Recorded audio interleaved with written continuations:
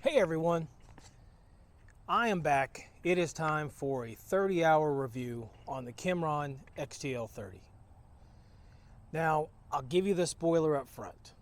There are more pros to this machine for me than cons, and I feel everything's manageable. So, at just over 30 hours, 31.4 hours, I have no regrets about the machine. I'm pleased with the machine, and I actually have several folks that have learned about me local that are interested in these machines. They've all come over and have tried my machine out. So that's the headline, right? It's been 31.4 hours. I don't regret the machine. I'm pleased with the machine, and I would buy it again. Okay, so let's get in to my pros and cons for a Kymron XTL 30 after 30 hours of use. I'll dive right in. I had to take some notes to make sure that I'm thorough and have everything for you. So we're going to start with the pros because I'm a glass half full type of guy. It works like it should. Number one, it's done everything I've asked it to do, whether it's been working with the brush cutter, land leveling, building out a pool pad for the family, moving stuff around the shop, helping with the chickens. It's just become an invaluable machine for me on my property. Every time I have something to do, I start thinking about, can I use my mini skid to help me with my job? And most times it's a yes. Yes, I can. So it's just done everything asked. It works like it should. I mentioned I'm at 30 hours. So number two, I mentioned I'm at 30 hours. I've had no issues. I'm very fortunate for that. I have had no breakdowns. I have no problems. Everything's just done perfect. Other people have had breakdowns around the 30-hour mark, so I might be a little premature at 30.1 or 31.4 hours, but we'll see, right? So far, no issues. I'm very pleased with that. For the people I mentioned that have come over and tried out this machine, they've all said the exact same thing. Number three, this machine is smooth.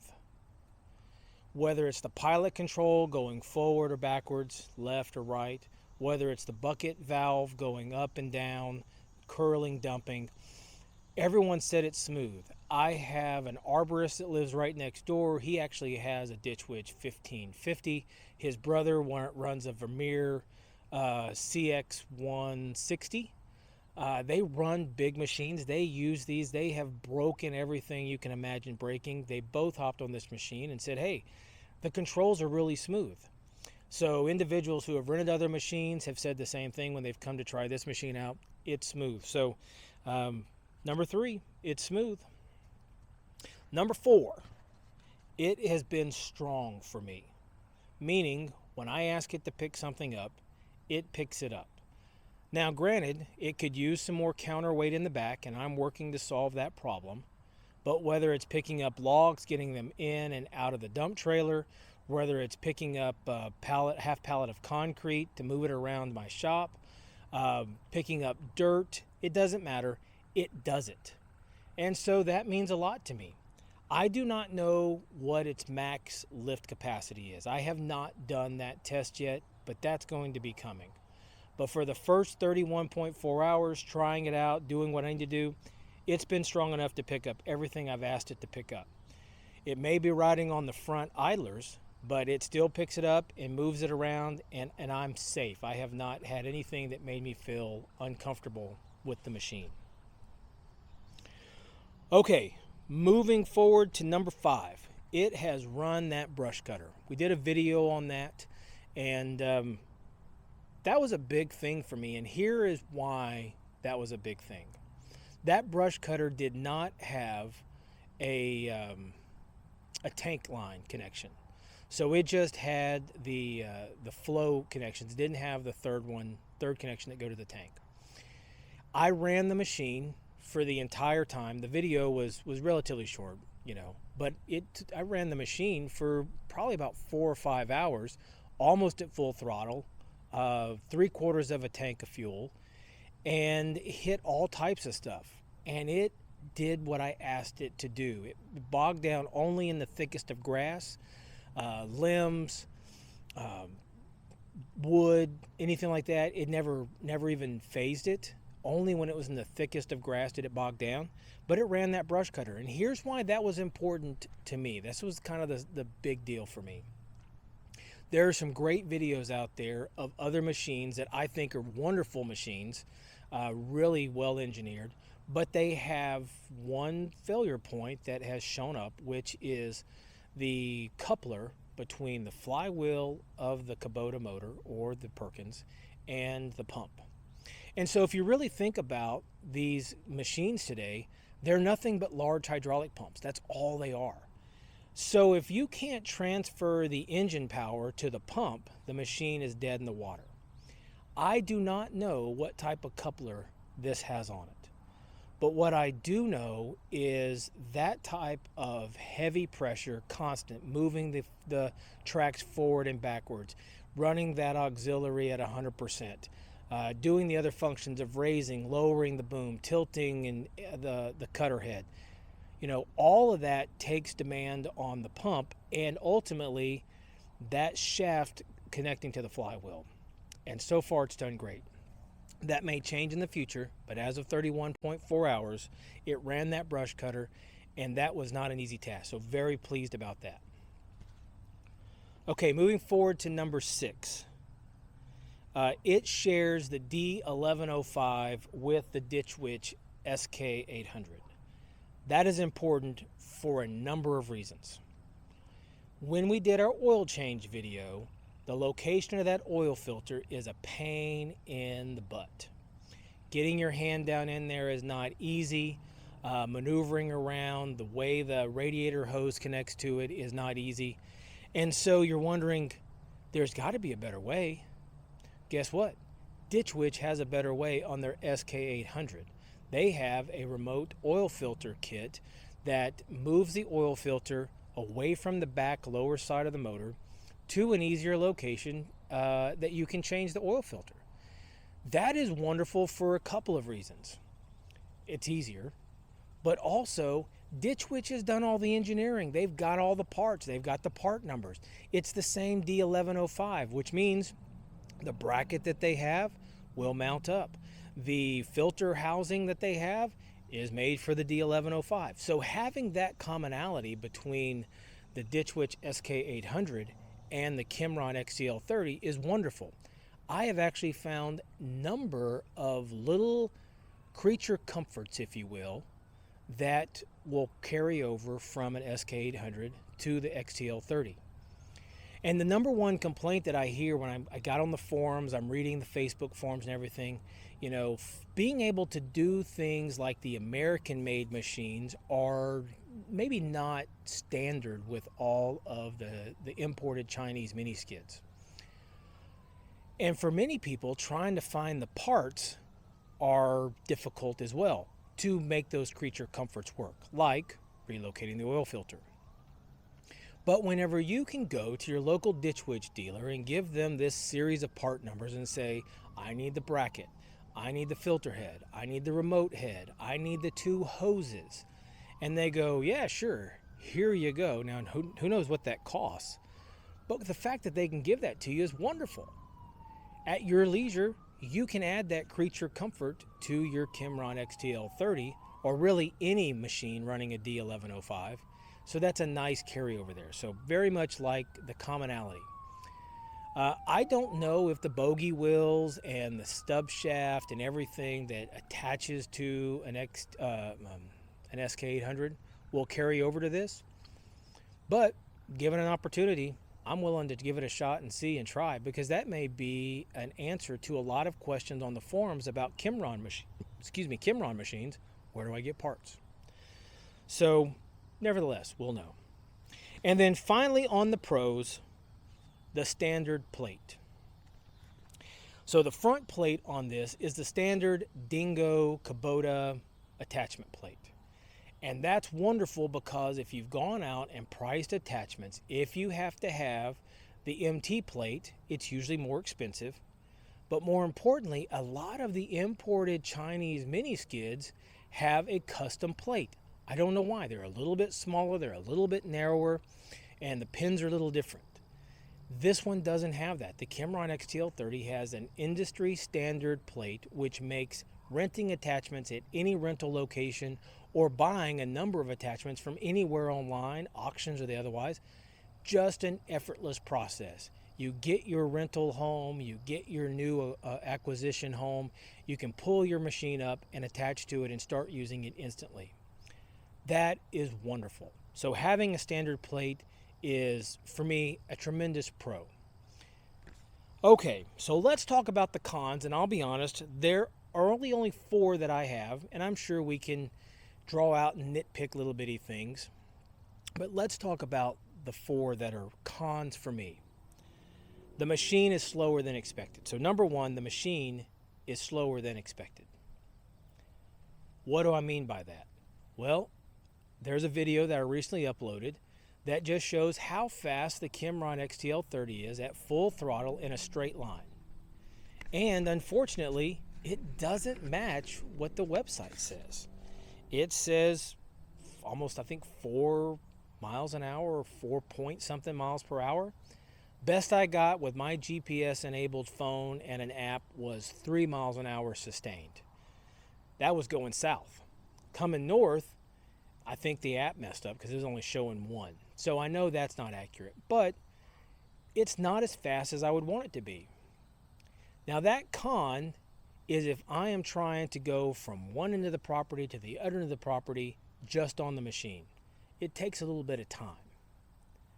How does that play out when I actually do work? Well, you don't realize it's slow when you're doing work. And here's why I say that. You are focused as the operator on the job you're doing, whether that's trenching a ditch, whether that's using a soil conditioner, a Harley rake to level out soil, going backwards and forwards with a land leveler, doing grading work or whatever. You're focused on what you're doing, so you're not really going full speed forward or backwards. So the slowness is a con, but it's not a significant issue for me because whenever I'm using the machine to perform work tasks, I'm never performing those at full speed.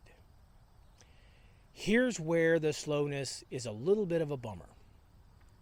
If I'm having to transport material from my shop down to the end of the road, which I'll be doing that again this weekend to do a little concrete work, when I have to drive the whole way down there, it's about 1,800 feet, and that takes a minute. I don't like that. But whenever I'm actually at the job site, going forwards and backwards, moving material in close distances, I don't recognize or realize the 3 miles an hour max speed. So con number 1, slower than expected when compared to other machines on the market, whether they're American machines or even some of the new imports that are coming in. They have bigger pumps and they are producing more flow, and the pump rotation and flow is what moves you forward, not the pressure. It's all about the flow. We can talk more about that in a minute. Con number 2, there's not a lot of community engagement when it comes to Kimron mini skid steers. I've now joined a number of the Facebook groups, and I love reading everybody's different experiences. But most people either have AGT, Land Hero, what are a few of the other ones that are all gas-powered machines. There are even some people with the Durette 450 or the Durette 380, but again, those are gas-powered machines. The diesel market for imported Chinese mini skid steers seems to be relatively limited right now. We do have creators on YouTube that are producing great content using these machines, telling you about their manufacturer, their machine, showing you what they have going on. But they're still pretty limited. People are buying those $5,000, $6,000, maybe even $10,000 machines, and they're not buying the $20,000 US side or 12,000 plus DDP and everything diesel machines. The V1000 is an oddball. A lot of people are buying those. There's a lot of distributors bringing those in to relocate and sell them stateside. But the reality is that there's not a lot of people talking about those. There's more videos on the V1000 than any other manufacturer out there. But even it is not nearly as prevalent as the gas models. It's probably price. The gas models, you know, if they get a good one, seems to do really well for them. But I would like more community involvement, specifically with my Kimron model, because it'd be nice to talk shop with other Kymron XTL 30 owners. And I can't really talk shop with 30-2 owners because that's really just a V1000. The XTL 30 is a completely different machine. Again, more in line with the Ditch Witch SK800 because of the open bogie wheels, the pump configuration, the pump brand name, the motor. Everything about it sets it apart in a different light. Now, maybe some of the new machines that are coming in from Ving machine, Ving, those look awesome. The Spartan, the 1200, the VM 1000. Those are open bogie wheeled machines. They look amazing. They have amazing pump options available for you. They have the D1105. They have the D1703. They have bigger machines, Yanmar engines that get up to 40 horsepower. I mean, really awesome machines. Lots of power, lots of torque, big pumps, big flow rates, dual auxiliaries. But those don't even have a big following of folks that are talking about them, even though they look like great machines. So my con is not a lot of community engagement. I would really like to get to talk shop with more diesel mini skid operators from China. Okay, number 3 on the con list. This machine, having had it for 31.4 hours now, I would say it's about $5,000 overpriced. And that's with DDP and importing. And here's why I say that. Let's go back to it's a little slower. This pump is a 13 cc per revolution pump. That's a pretty small pump. I mean, if you go and look at the manufacturer's website and all the volumes that they offer in these pumps, that's middle of the road. This is sold as a premium machine. We've spec'd the best parts. We've recommended and done this, that, and the other. Yeah, it's not. It's a great machine. It's good parts. It does what it's supposed to do. It works. But I think it's about $5,000 more because don't forget, it was $21,900 on the website when I bought it back in April. Plus, in Oklahoma, I had to pay taxes. That's fine. You have to pay taxes on everything. But those taxes on $21,900 added up. So total cost of the machine out the door was closer to $25,000. So had I been able to get this machine out the door at $20,000, $21,000, I would feel a lot better because then the attachments that I've purchased and other things that I've done to the machine would not be as painful. $25,000 was a lot for this machine. I think some of the offerings that are happening, there may be some better deals out there to be found. But the market is getting hot. So I think today I can say that's about $5,000 overpriced. It's all supply and demand. So as more people see these machines and want these machines, demand's going to go up, which means supply is going to go down and prices are going to increase. So you have to keep that in mind. Your mileage may vary. My mileage is, I'd love to pay about $5,000 less for this machine. Okay, and my final con, I told you these are light, these are small, is the Kimron site's incorrect. When you go and look at the details on the XTL 30-2, it says, in April, it said Hansa Italian pumps. That's not a Hansa pump. It's an Italian pump, but it's not a Hansa pump. It says Danfoss drive motors. Yep, they're not Danfoss drive motors. They're good drive motors. They're rebuildable drive motors, but they're not Danfoss drive motors. I'm all about accuracy, and I just like to know what I'm getting. Now, from April to late July, when I'm filming this video, I have learned a lot. I've visited hydraulic shops, I've called manufacturers, I've called distributors and suppliers to learn about this machine. Not Kimron, but to learn about the actual components that have been installed in this machine. That's why I don't have a con about what's installed. I just wish I'd have known about that ahead of time. It would have saved me hours and hours of research to go out and find what I know today. Okay, so that's it for the cons list. Now, I have made all types of modifications to this machine, but they've all been cosmetic. I've replaced the lights. I've now added another light bar. I wanted more light. I wanted to be able to see better. I added a cell phone holder. You don't think about it, but a cell phone holder is a nice thing to have when you're working on a machine and your cell phone's in your pocket and maybe you have your Bluetooth earphones on. Being able to look down, see who's calling, and hit answer and turn the throttle down and talk is a nice thing. Having to pull your phone out is just unsafe, especially because you may be in a compromising situation with the machine. You could always let it go to voicemail, but if my family's trying to call me and they know I'm outside working, they're calling me for a reason, and I want to be available to hear from them.